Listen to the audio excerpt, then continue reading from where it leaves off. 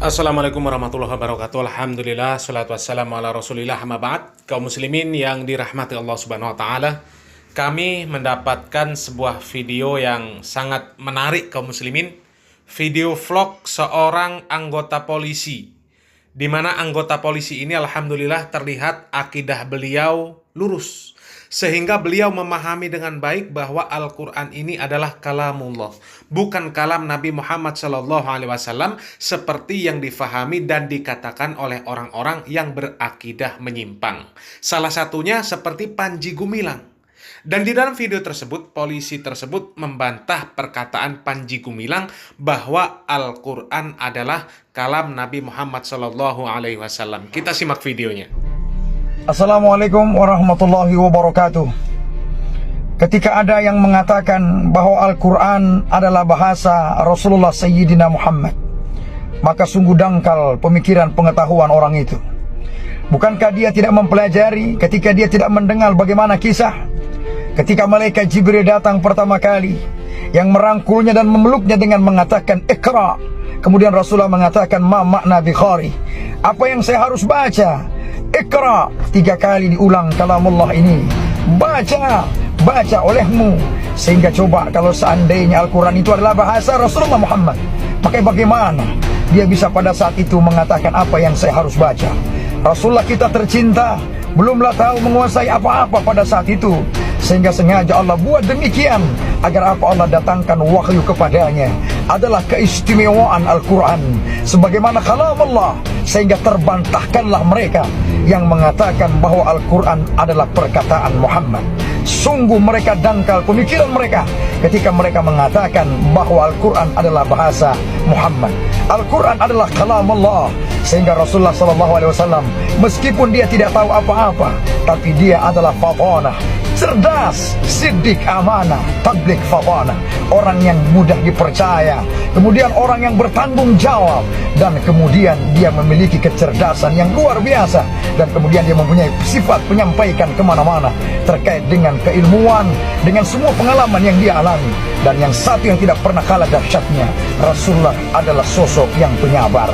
Sehingga itulah ketika ada yang mengatakan bahwa Al-Quran adalah kalam Muhammad, maka belajarlah kembali arti dari mana, bagaimana kau belajar kembali agar kau betul-betul mengerti bagaimana kisah sebenarnya.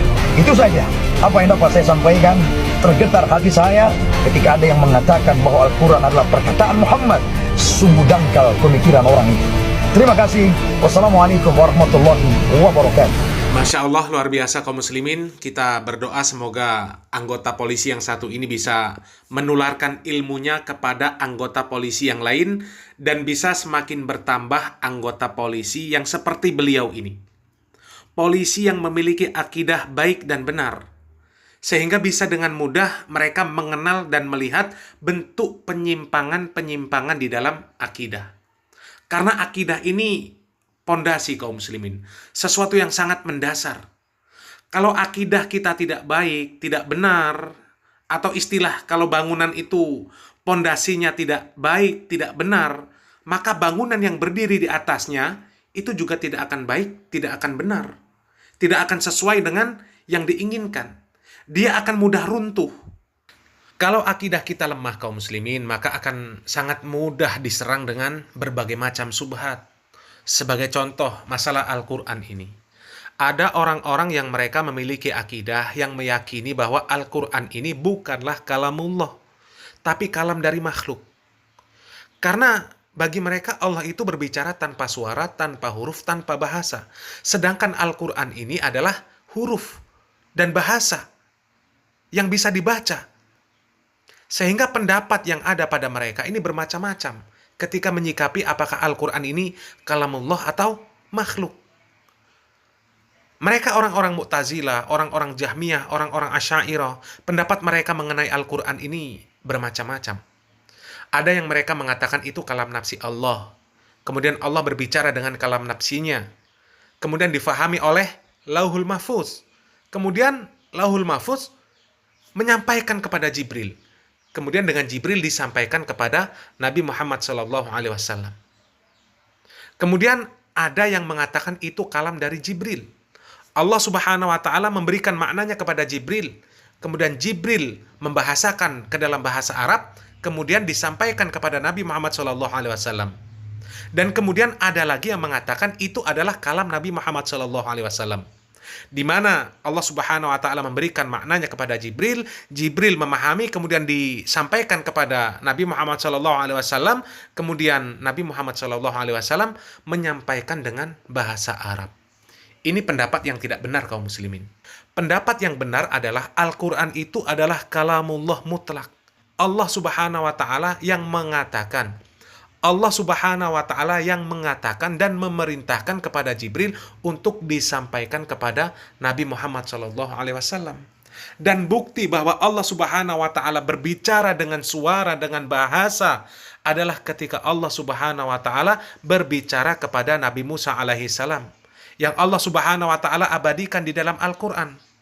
Allah Subhanahu wa taala bertanya kepada Nabi Musa di dalam surat Thaha ayat 17. Wa ma tilka biyaminika ya Musa. Kemudian Nabi Musa menjawab apa yang ditanyakan oleh Allah Subhanahu wa taala. Ayat ini menceritakan bahwa Allah Subhanahu wa taala berbicara langsung kepada Nabi Musa. Dan Nabi Musa mendengar perkataan Allah Subhanahu wa taala, menjawab perkataan Allah Subhanahu wa taala. Dan Nabi Musa ini adalah nabi yang memiliki gelar Kalimullah. Karena Nabi Musa adalah orang yang diajak berbicara langsung dengan Allah Subhanahu wa taala ketika ada di Bukit Tursina. Dan ayat ini menjadi bantahan bagi orang-orang yang mengatakan bahwa Allah Subhanahu wa taala berbicara tanpa suara, tanpa huruf, dan tanpa bahasa. Kemudian kalau kita melihat, kita menyimak perkataan anggota polisi yang ada di dalam video tersebut, itu saja sudah cukup untuk menjadi dalil bahwa Al-Quran itu bukanlah kalam Nabi Muhammad SAW. Dikatakan di dalam video tersebut bahwa pertama kali wahyu Al-Quran diturunkan oleh malaikat Jibril, surat Al-Alaq, itu jelas membuktikan bahwa Al-Quran itu bukanlah kalam Nabi Muhammad SAW. Karena Nabi Muhammad SAW diajarkan untuk membaca kalamullah. Bukan Nabi Muhammad SAW diberikan isyarat oleh Jibril, kemudian Nabi Muhammad SAW memahami isyarat tersebut, kemudian Nabi Muhammad SAW bahasakan ke dalam bahasa Arab. Ya, mudah-mudahan bisa difahami. Wallahu a'lam bishawab. Semoga yang sedikit ini bermanfaat. Barakallahu fikum. Wassalamualaikum warahmatullahi wabarakatuh. Bantahannya mudah sekarang. Sekarang saya kasih logika ya. Kata mereka begini. Kalamullah, kalam nafsi. Ini statis ya.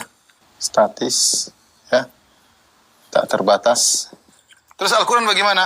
Kata mereka, ini ungkap dalam buku mereka, jika diterjemahkan dalam bahasa Arab jadi Al-Quran. Jika dengan bahasa Ibrani jadi Taurat. Jika diterjemahkan, diungkapkan, bukan diterjemahkan, jika diungkapkan. Karena mereka mengatakan Allah ini kalam nafsi ya, tanpa suara, tanpa bahasa. Ya.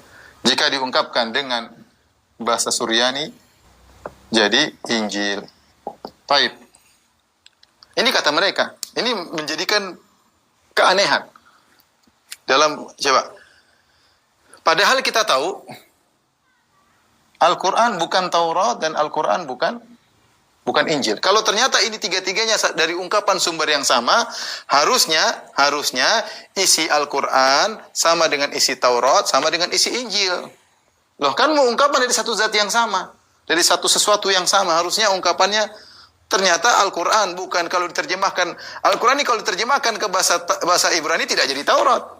Dan Taurat kalau diterjemahkan ke dalam bahasa Suryani tidak jadi Injil. Ya. Padahal sama-sama ungkapan dari satu yang sama. Ternyata hasilnya beda. Ya. Baik, ini bantahan pertama. Ya, bantahan satu, ternyata Al-Quran isinya tidak sama dengan Taurat, tidak sama dengan Injil. Nah, kalau sama-sama ungkapan dari sana harusnya sama. Yang kedua, tanya sama mereka. Al-Quran terbagi-bagi. Tanya, Al-Quran itu ungkapan seluruh bahasa jiwa, seluruh kalam nafsi, seluruh bahasa jiwa Allah,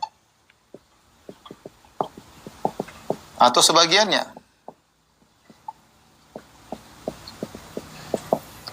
Mereka menjawab, kalau mereka menjawab Al-Quran adalah ungkapan dari seluruh kalam nafsi, berarti kalam Allah terbatas. Paham? Padahal kita tahu kalam Allah tidak terbatas. Kalau kita mudah, kita bilang Al-Quran sebagian dari kalam Allah, sudah saya jelaskan di awal. Firman Allah tidak terbatas, di antaranya Allah berbicara dengan Al-Quran, di antaranya berbicara dengan Taurat, berbicara dengan Injil. Firman Allah tidak terbatas. Seandainya 7 lautan didatangkan menulis firman Allah tidak akan pernah selesai. Nah, kita tanya, Anda mengatakan Al-Quran adalah ungkapan dari kalamu nafsi. Pertanyaan saya, Al-Quran ini ungkapan dari seluruh totalitas kalamu nafsi atau sebagian? Kalau mereka mengatakan, jawabannya cuma salah satu. Jika semuanya, jika seluruhnya, berarti firman Allah terbatas.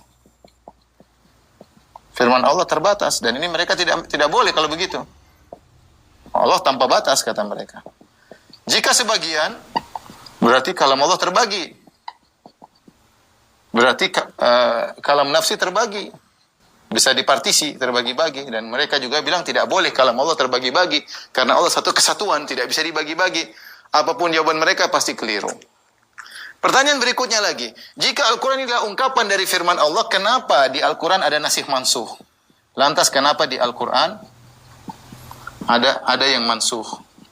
Nah, kalau seandainya statis tidak pernah berubah dan ini hanya ungkapan dari sesuatu yang statis, harusnya Al-Quran tidak ada yang mansuh. Kenapa ada ayat Al-Quran yang mansuh diganti dengan ayat yang lain?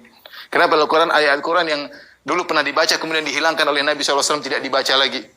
Seperti dalam surat Al-Ahzab, Asy-syaikhu wasy-syaikhatu idza zanaya farjumuhuma, ya.